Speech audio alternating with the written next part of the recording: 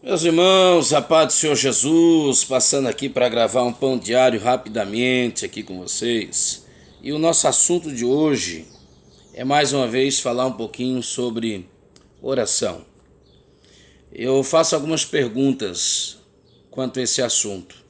Minha primeira pergunta é: até onde nós acreditamos na oração?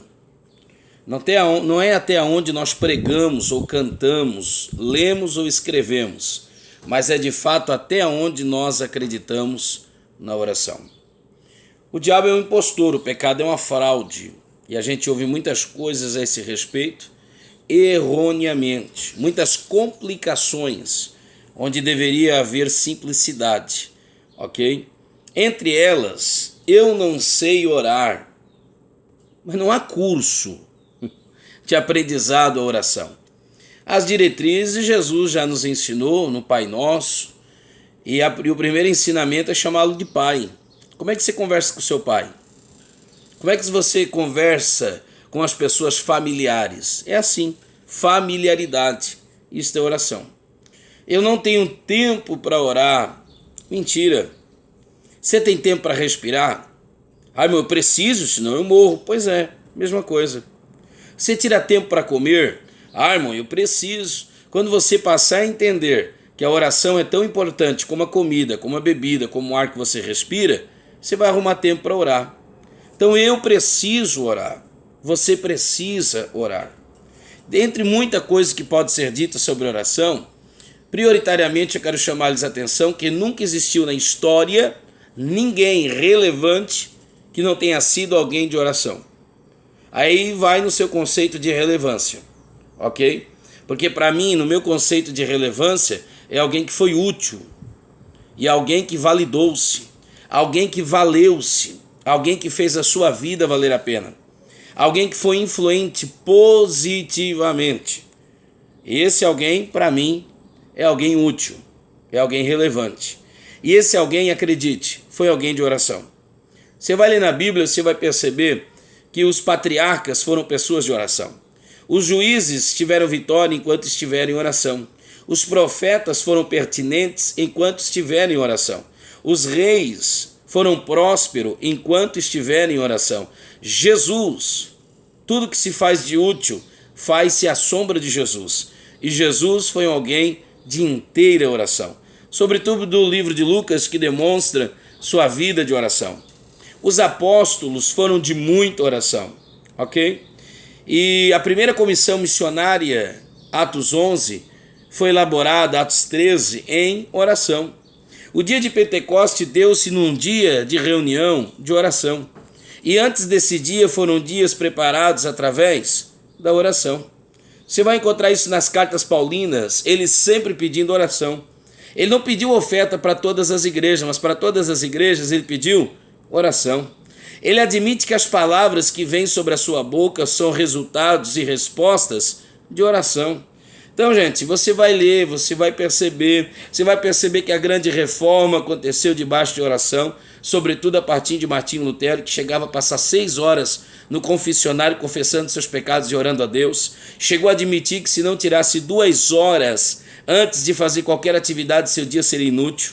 Você vai encontrar Charles Haddon Spurgeon dizendo que tirava de 2 a 3 vezes por dia oração. Você vai encontrar John Wesley dizendo que acordava todos os dias às 4 da manhã para orar até às 5, das 5 ele corria até às 6. Todos os dias ele tirava 1 hora de oração, 1 hora de corrida, 6 horas de leitura e voltava à oração intercalada entre suas pregações. Você vai encontrar homens e mulheres de Deus que triunfaram mediante a oração.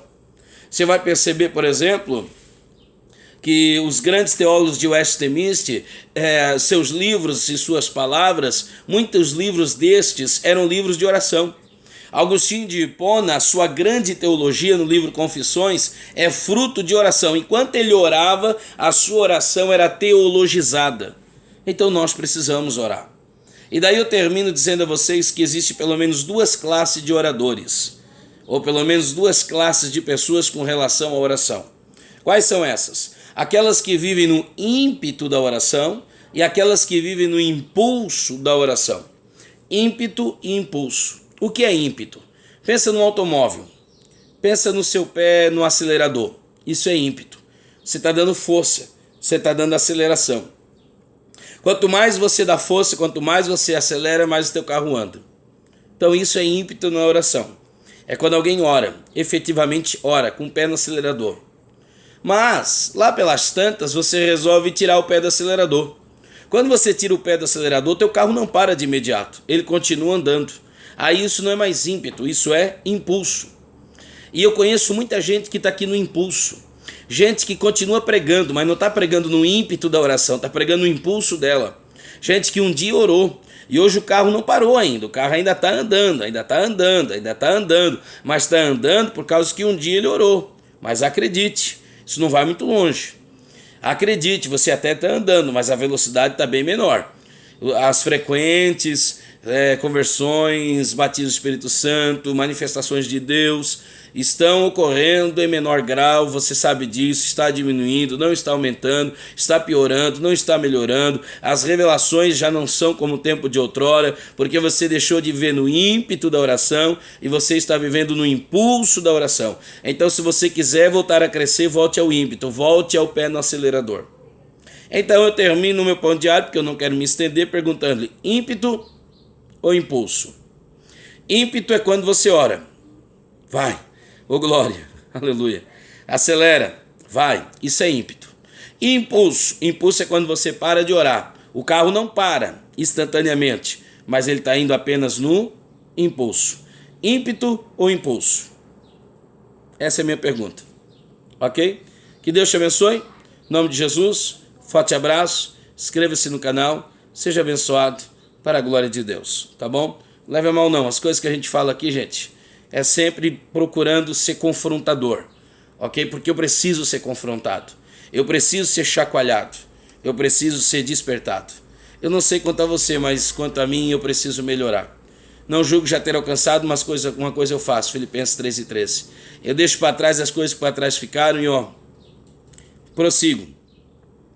Reino de Deus é dinâmico, prossigo para o alvo. Eu tenho um alvo, tá bom? Deus te abençoe, em nome de Jesus, forte abraço, inscreva-se no canal, deixe seu like, seja abençoado, em nome de Jesus. Ímpeto ou impulso?